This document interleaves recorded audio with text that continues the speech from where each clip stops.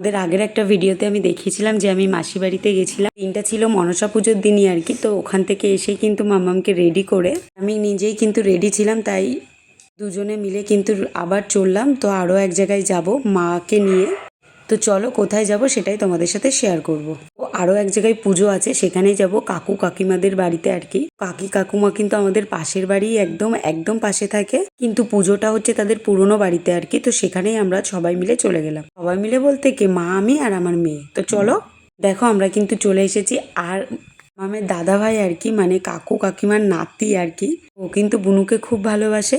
তো দেখো এই যে মায়ের মুখটা কত সুন্দর, মনটা একদম ভরে যাচ্ছে দেখে, মানে কতই না সুন্দর লাগছে, আর খুব সুন্দরভাবে সাজিয়েছে।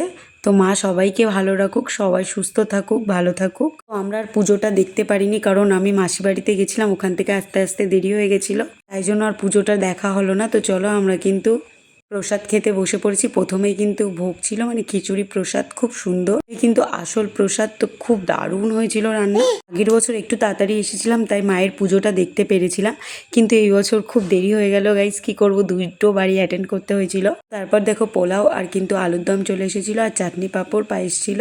আর আমার মামা মামিকে কিন্তু দিদিভাই দাদা সবাই খুব ভালোবাসে, কাকু কাকিমাদের বাড়িতে সবাই। তো চলো দেখা হবে নতুন কোনো ভিডিও।